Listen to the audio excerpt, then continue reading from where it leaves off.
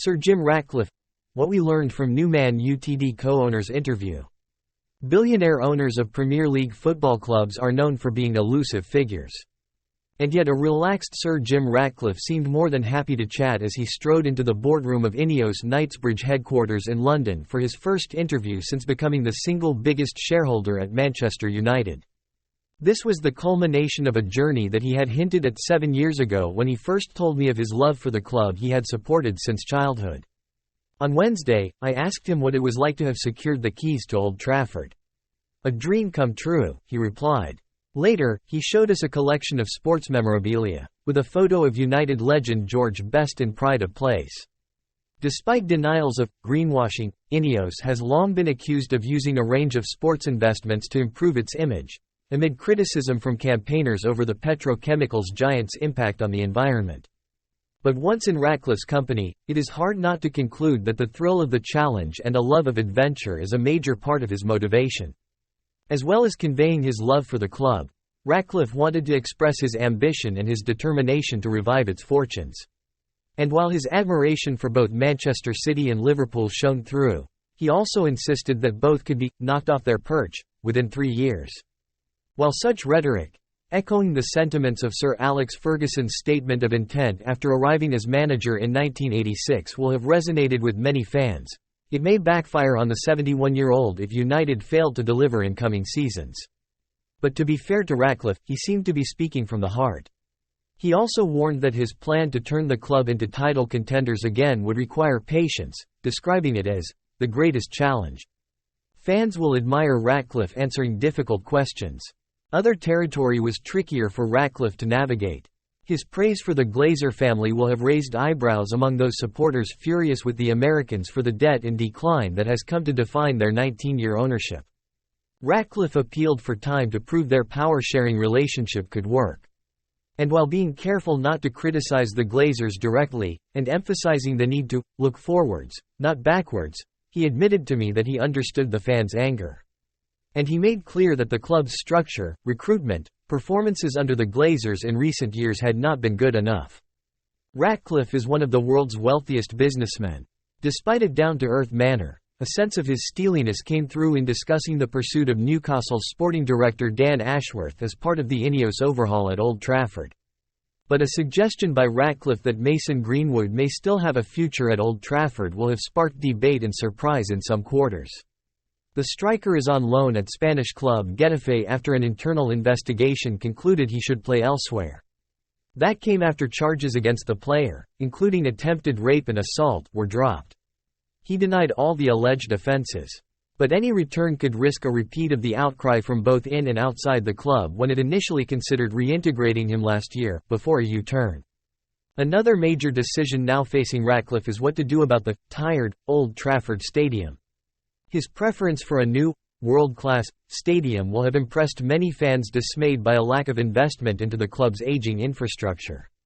But his view that there needs to be a conversation with government over possible public funding for such a project, as part of a wider regeneration of the surrounding area, has been quickly dismissed by those who believe a man worth around £30 billion, and based in Monaco, should not be getting any financial help from the British taxpayer.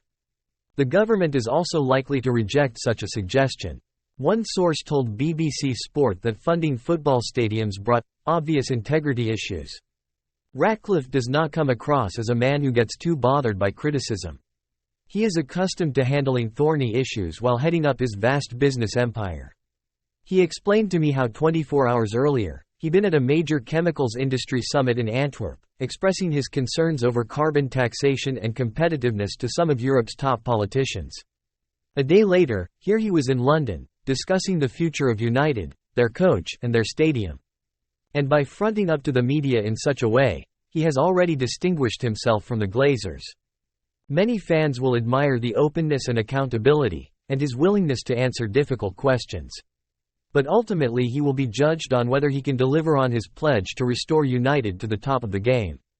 That mission begins now. So far, Ratcliffe has experienced mixed fortunes in his range of other sporting pursuits, saying, "We don't mind people making mistakes but don't make the same mistake twice." However, the scrutiny triggered by his biggest investment by far will be on an entirely different level. It will be fascinating to see how it plays out. No endorsement of Ten Hag, but Champions League key. BBC Sports senior football reporter Simon Stone. Ratcliffe struck a chord with Manchester United fans with much of what he said to the BBC.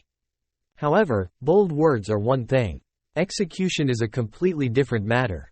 Firstly, the spectre of Premier League financial regulations hangs heavy over every club. For a club such as United, who have sustained significant losses funding Erik ten Hag's squad building over the past 2 summers, it brings increased need for caution.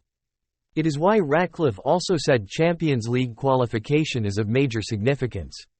Whisper it quietly at Old Trafford, but United would benefit greatly if Manchester City and Liverpool won their respective European competitions, as it would increase the chances of 5 English representatives getting into next season's expanded 36-team competition, which has more matches and will generate more money.